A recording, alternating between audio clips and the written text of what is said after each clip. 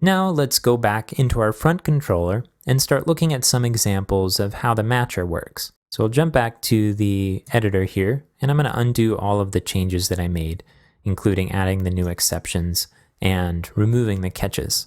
So just to refresh, one of the main changes between this file and our previous front.php file is that we now have a matcher, and we use this in order to match up a URL with a particular file we want to include. Let's see what happens when we pass different URLs to the matcher. So let's try first with our by. I'm going to uncomment this out, and I'm going to comment out the response send, so it's clear what we're looking at. I'll save this and jump back to the browser and refresh.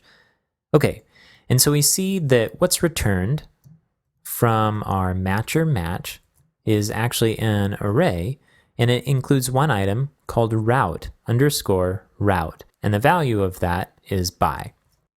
Let's go back to the editor, and let's take a look at another example. So I've uncommented out this next line here for hello Fabian.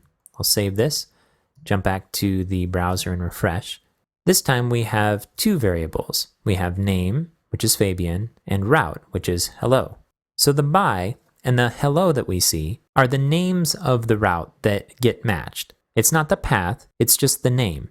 So if we went into our app.php file, where we're defining the name of the route, and we changed hello to hello2, and we saved this, and we jump back to the browser and refresh, you'd see that the route name is hello2 here. All right, I'll go back to the editor, remove my 2, save, and then go back to our front.php file. And now let's look at another element of what makes this matcher so nice.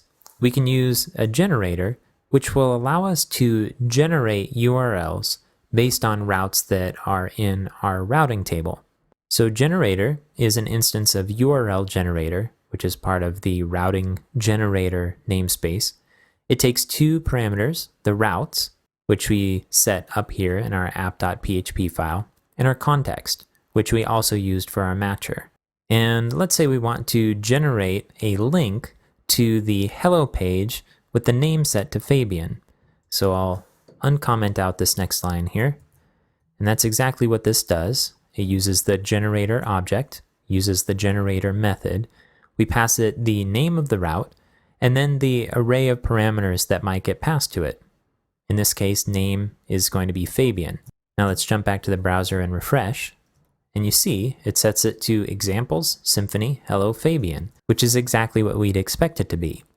We can even make this URL absolute. If we go back to the editor and we recomment this out and uncomment out the next line, in this one it's the same code except we're passing true as a third parameter to generate to make it absolute. Let's save this. I'll jump back to the browser and refresh. And now we have an absolute URL to this page. So if you've used Drupal much, you've probably run into the URL or L functions, which you can use in order to build URLs to particular locations in a way that works well no matter whether Drupal is in a subdirectory or whether it's in a base directory.